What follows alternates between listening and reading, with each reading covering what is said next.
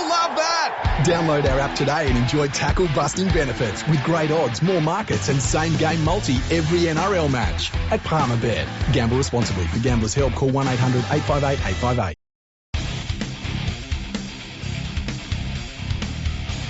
Welcome everyone to episode 418 of Fergo and the Freak. My name's the Glorious League Freak. You can find me on Twitter at League Freak. And wow, what a third State of Origin game. One of those games that the thing I love about rugby league is when it's at its best, it goes beyond sport. It turns into human drama.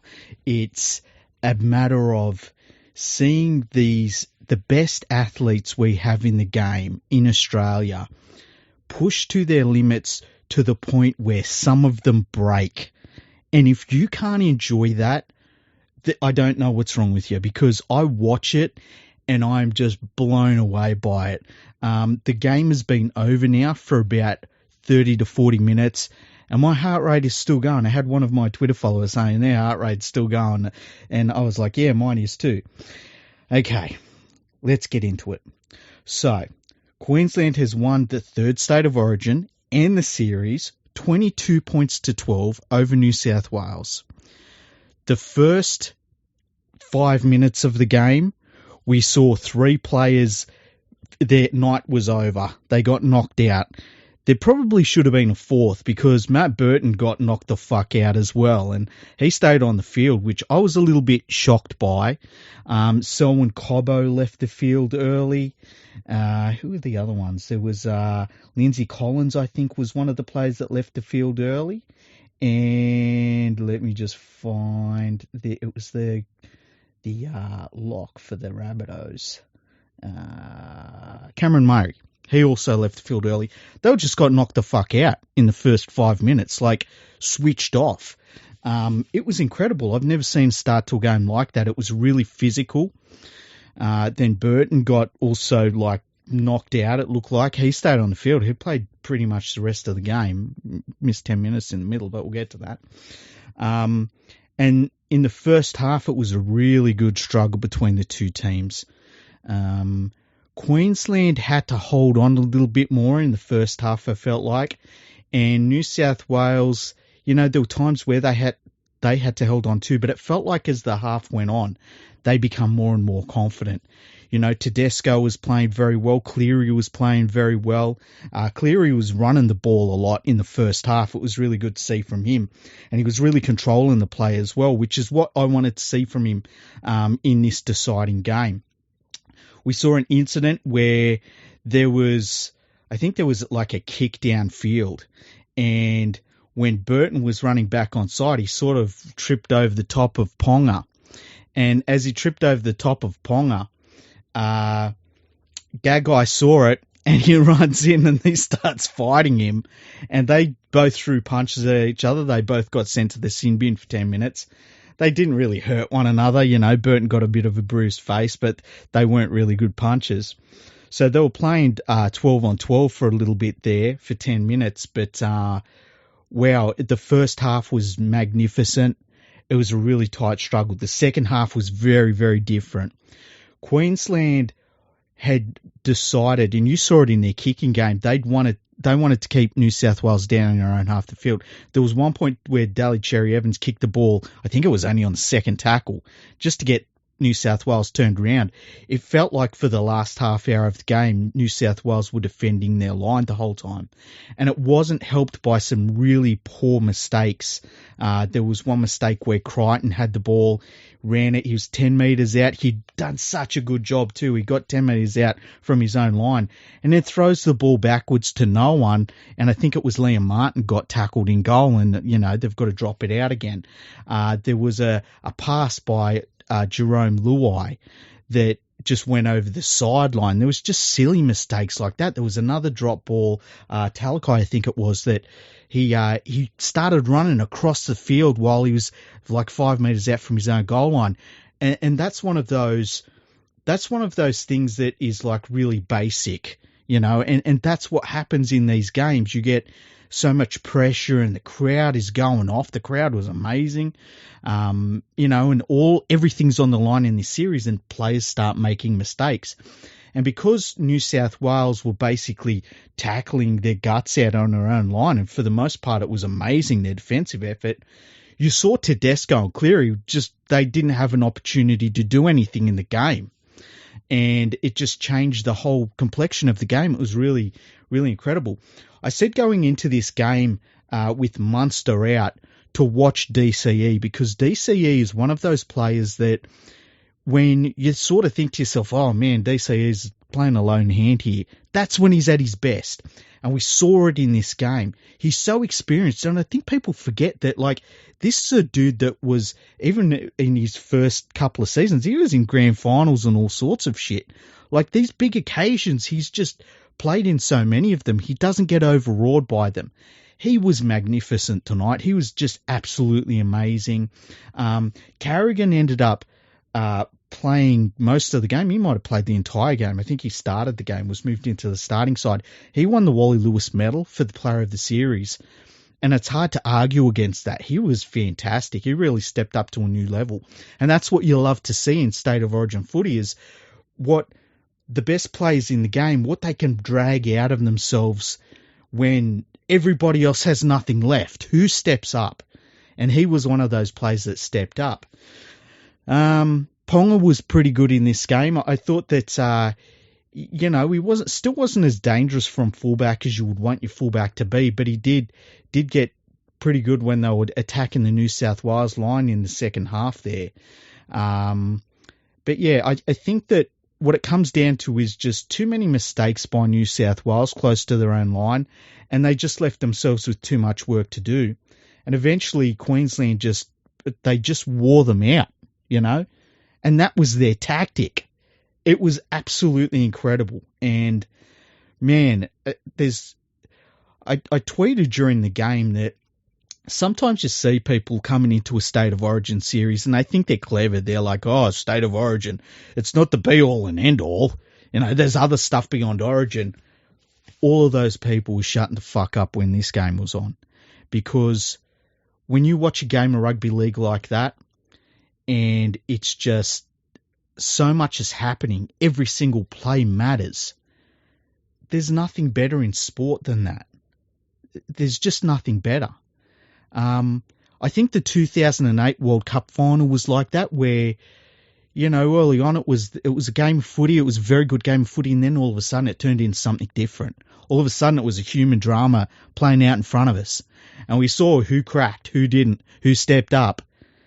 That's what I love about rugby league. That's why it gets me, because you see players push themselves to their physical limits, and at some point it just becomes more than what you can do physically. It's a mental side of the game. And towards the end of the game, the last play of the game, basically, there was that incredible moment where Cleary gets the ball, and New South Wales are trying anything at this stage. They've got to make up points.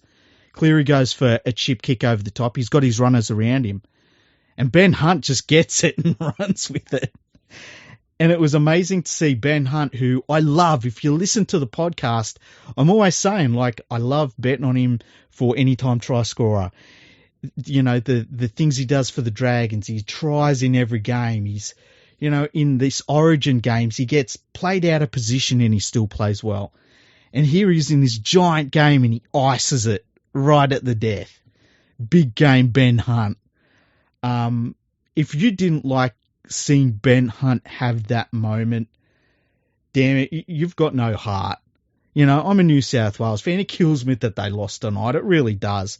I'm gutted that we lost the game. But when Ben Hunt got that ball and he was going for the line, and Isaiah Yeo, big dude, he's chasing him down, and he just didn't have the pace. They were about as quick as one another. And Ben Hunt scores and ices the series for Queensland. Damn. What a game. A bloody good series. And, for all the talk leading in of these two teams don't, where's the passion for State of Origin? I saw one of my followers, Anna, she was like, talking about how some of these journalists were saying, oh, there's no passion in State of Origin anymore. Shut the fuck up, man. Watch that game and tell me there's no passion in State of Origin. All of those players busted their ass for 80 minutes. And they put on a performance that just makes you realise why rugby league's the best game. It was good. So amazing.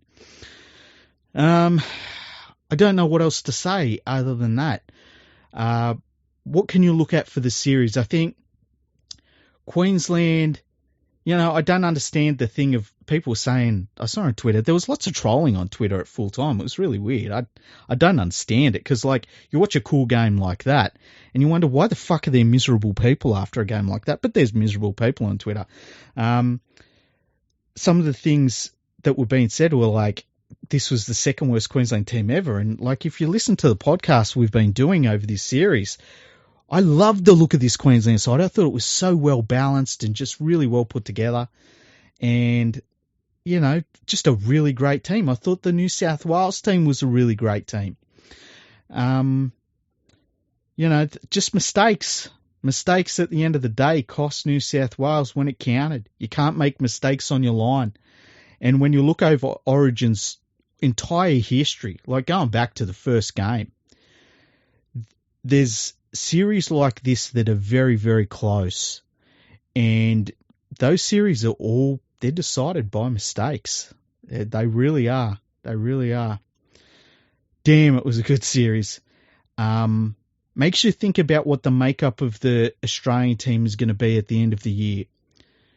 And looking at it, I think you got to take Ben Hunt and put him on the bench coming onto the field as backup hooker. I think Australia has to go with that 2 hooker rotation because it worked so well for Queensland in that first game. New South Wales went for it in the second game, and both sides went with it, and it worked well. Although I will say in this third game, it seemed like Brad Fittler, instead of having the minutes kind of evenly spread between Coruscant and Cook, he kind of thought that he would keep Coruscant out there, and Coruscant was playing really well. Brought him off, put Cook on for a little bit, and then played them both for a moment in the end of that second half. Didn't really work out for New South Wales. Cook really didn't do anything.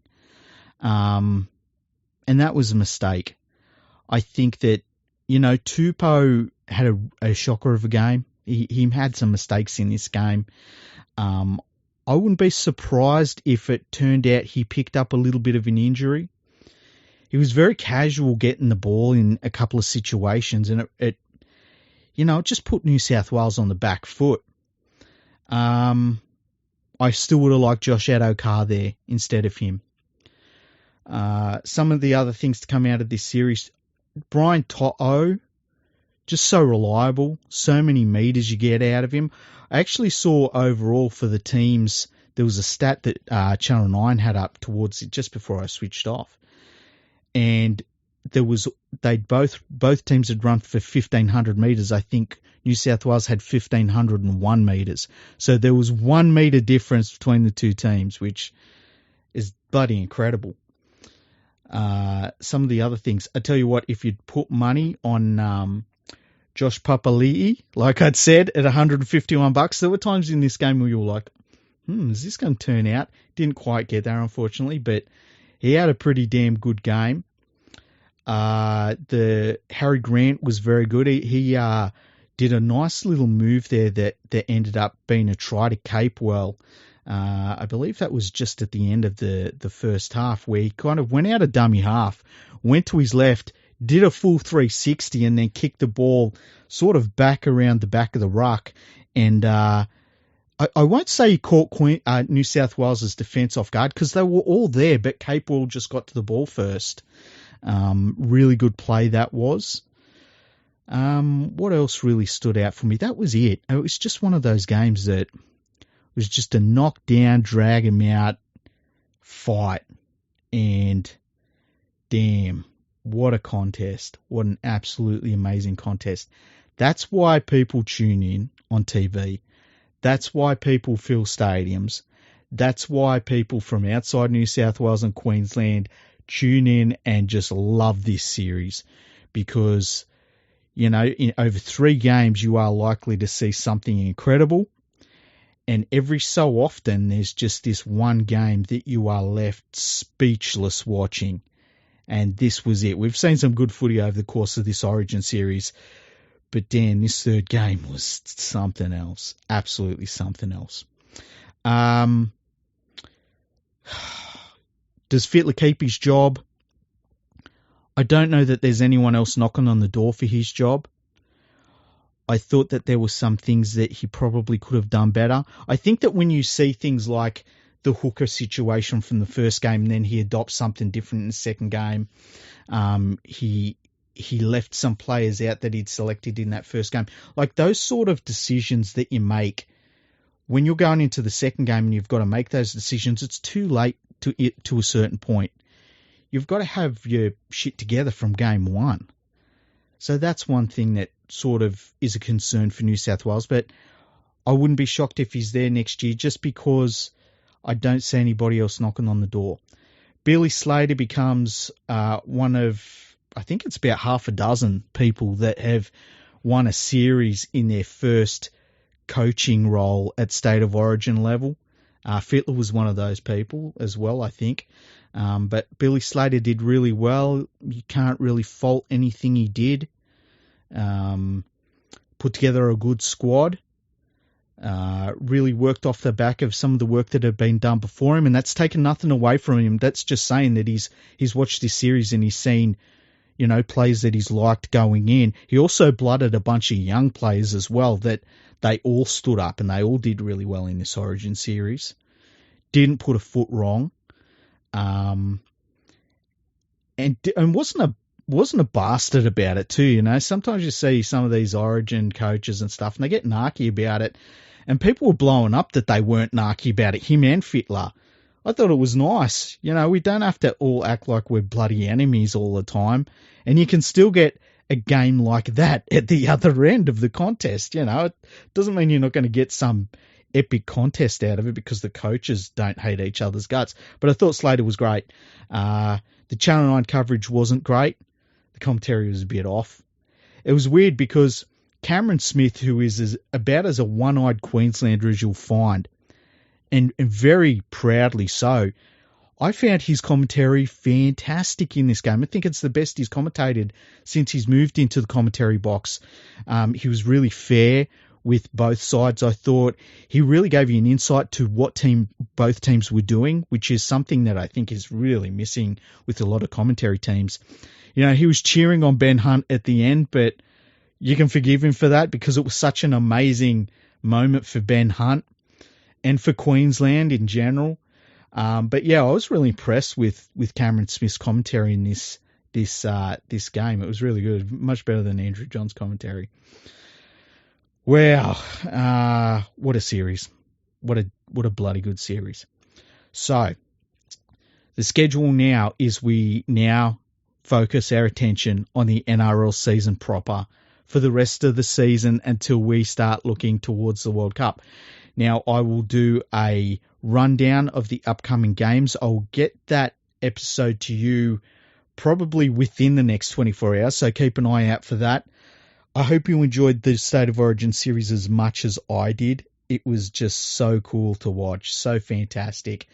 When we had that series that was played at the end of the year, that was one Origin series where I was like, it didn't really feel like Origin. There was something about playing the series at the end of the year and so quick together. It just felt like it was missing something. And me and Andrew talked about maybe there's something that's been missing a little bit in Origin series. I tell you what, when they play like that, you're like, damn, there's nothing like Origin. There's nothing like it. I know I've rambled a little bit about how good the game was, but that's just how I felt. You had to watch it, man. I hope everyone that's listening to this podcast watched the game because you'll understand why I've been going like I have. So thank you for listening. Please check out leaguefreak.com. That's my website. Check out rugbyleagueproject.org. That is Andrew's website. Subscribe to the podcast. Share it with your friends. Tell people that you know, like, hey, have a listen to this podcast. You'll probably like it. And thank you to everyone for your support. It's been a huge year for us already on the podcast, and we are coming home strong because we've got the NRL regular season that plays out, how the Panthers going to go for the rest of the year. They are currently setting a bloody good standard. Can they keep that up? Then we've got the World Cup at the end of the year. We will be on top of the World Cup like no one else. We will probably be broadcasting after every single game for the World Cup. We cannot wait for that. And then there's the off season where we don't stop podcasting anyway. So thank you for listening. Queensland wins. That sucks. I blame Julie. Thank you once again. Palmerbet with the big don't argue. Punters will love that. Download our app today and enjoy tackle busting benefits with great odds, more markets and same game multi every NRL match at Palmerbet. Gamble responsibly. For Gamblers' Help, call 1-800-858-858.